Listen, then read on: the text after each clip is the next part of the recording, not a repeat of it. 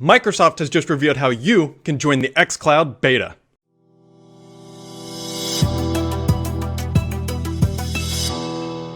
What's up everybody, Brad here, and I'm not going to beat around the bush. If you promise to hit that subscribe button down below, I'll tell you what you got to do, because then you got to scroll a little bit further, and I've pinned the links that you are going to need to register for the xCloud beta at the top of the comment section. Go click those links, but make sure you come back, because there are certainly some things that you need to know before you go register, because this is not open to everybody.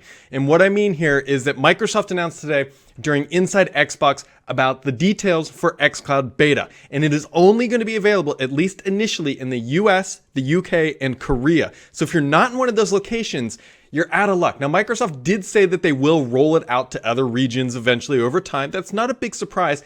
You could potentially try to cheat the system with a VPN, but I can't imagine trying to play a latency responsive game or latency sensitive game over a VPN and having good results. So if you're not in the US, UK, or Korea, you're already out of the mix. So if you're not there, you're out. There's also some pretty restrictive hardware requirements. Now, Microsoft is requiring that you have an Android device. You got to be running one of these guys, and it has to be Android 6.0 or higher, and it has to have Bluetooth 4.0 or higher. If it doesn't meet that requirement, it's not going to work with xCloud. So you're thinking, well, I've got an iOS device. I should be fine, right? Nope, no iOS devices. I've also talked to people who are testing it internally. Now, this isn't saying it's not coming, but there are people internally saying, hey, it's not using an iOS device. Now, my reasoning, I think, for that is on Android, they can get more device information out. They can get more of that debugging, which is what they need, honestly, for this type of a service. iOS, as we all know, is more restrictive. And so getting that detailed information out is a little bit harder. So they're limiting it to Android devices only initially in the US and the UK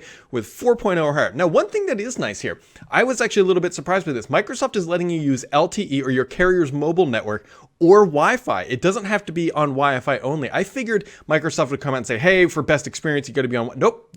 You can just play your game. Just play your game, which is really, really good because it's showing that they've got some good confidence in there. And if it's Android 6 or higher, it's actually relatively old Android devices. So again, they're pretty confident in the experience, because I figured, hey, there might be some sort of minimum barrier here for the CPU inside the mobile device to get the performance that is needed. But that is clearly not the case with an Android 6.0 phone. That goes back pretty far. So most people should be okay. Obviously, I know there's going to be things out there that don't work.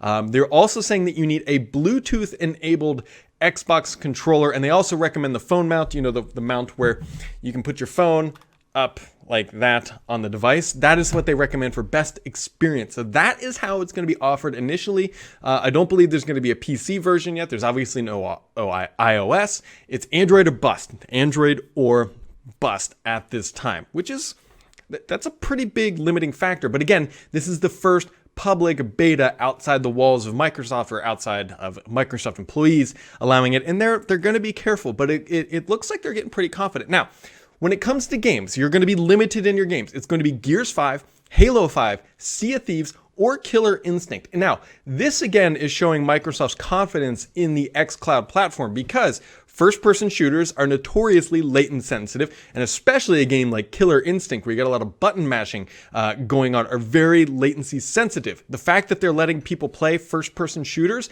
right out of the gate is pretty good. I figured it was going to be limited to Forza. That was actually what I thought it was going to be. That's not even on the list, and because again, that is, while it is sensitive to latency, all games are, it's not as big of a deal as, say, playing Halo 5 online against it, or Gears 5. Sea of Thieves, a little bit less, but anyways, it's obviously showing that Microsoft is aware, and they're not trying to hold things back. The other thing too, if you get into the program, and we'll talk on that in a second here, you don't have to own Gears, Halo, Sea of Thieves, or Killer Instincts. They're just included. You can play them, and you don't have to actually go out and buy them. It's just included in the preview or beta program at this time. Now, it's going to be a lottery system, which sucks. So you're going to go register with the links that I mentioned at the beginning of this video down below, get yourself into the pool, and then cross your fingers, rub the rabbit's foot, if you will. Whatever it is that's lucky for you, eat only purple pieces of candy, whatever your lucky steps are in life, rub the Buddha's belly. It's going to be lucky whether or not you get in. It's a lottery system, and that's all it is. Now, Microsoft is saying that after the initial people get in and provide feedback, they will slowly unveil the onion, if you will, and let more people in. But they already are expecting that demand for people wanting to play xCloud is going to be higher than the people that they let in. So there's going to be disappointed fans. I wish everybody listening to this the best of luck. And if you're not in one of the locations or have the right hardware and you get in, then you're not going to get in. So that's going to be the deal. So keep that in mind. There's also no timeline for the xCloud beta. It is going to start next month. Microsoft hasn't given us a specific day, and I really hope the first group isn't under some NDA. That would be really awkward at this point, considering how much out in the open it is. But Microsoft is not saying, hey, it's going to end June 30th or April 1st or whatever. They're not putting an end timeline on this. They're going to end the beta or preview program when they are confident that the service is ready for basically paying subscribers, right? It's got to meet certain service level agreements for quality, uptime, and all that before they can start taking people's hard-earned dollars to start playing this. That being said, with Stadia, Google's competitor, coming online later this year, you'd have to think that's lighting a small fire under Microsoft's tush to get them getting that product out the door, because they don't want to let Google just be running amok and start being capitalizing upon the market. That being said, just because you're first to market does not mean that you are the champion or anything else like that. There is a long-tailed history of technology being first to market and being stabbed in the back as a competitor comes and does it better after them. And so Google's will come online, Microsoft's will come online sometime later. But the streaming wars, gentlemen and ladies who are listening to this, is heating up. It's absolutely heating up. We have Microsoft now starting to reveal their public rollout plans. We have Google, who has already publicly stated that it'll be available here in the coming weeks. We also have EA has now launched, or at least started testing, a cloud streaming service. We're still waiting to see what Sony's going to do. Yes, I know Sony has some game streaming stuff. And we're also waiting to see if Amazon is going to enter the fray. We don't know what the full market looks like yet, but this is exciting times because we are seeing the true birth of another type of gaming service that is not just a traditional console. While Microsoft, and I have said repeatedly on this podcast, on this video channel over and over again, Microsoft is not getting out of the full hardware business.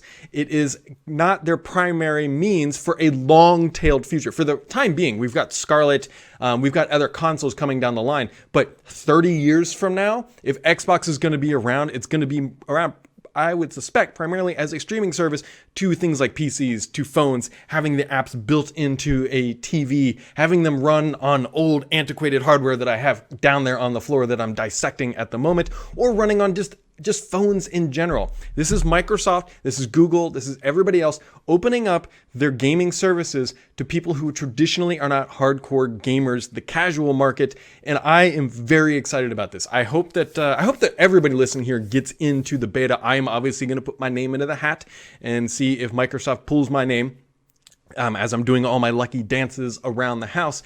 But I'm very curious to see how this plays out. My gut is starting to tell me that the way Microsoft is rolling this out, the fact that you can do it over LTE, and the fact that they're putting first-person shooters or even Twitch fighters into the game, is that Microsoft's confidence in xCloud, which, again, has been a multi-year journey. I remember, I think it was back in 2012 that I first remembered hearing that at a Steve Ballmer all-hands-on meeting in Seattle, where they streamed an early or an older Halo title, which was obviously current at that time, showing off the ability to stream games. And now from then to now, they have been working on this extensively. They're putting the hardware into their Azure data centers, and they're getting ready to stream the goodness down to us. The question is it good?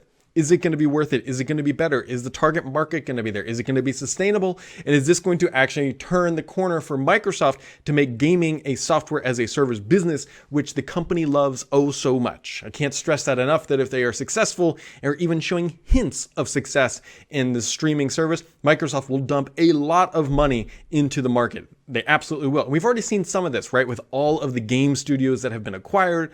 It seems like every couple months they announce a new studio acquisition. There were a couple at E3, and we've all known about all the other ones previously.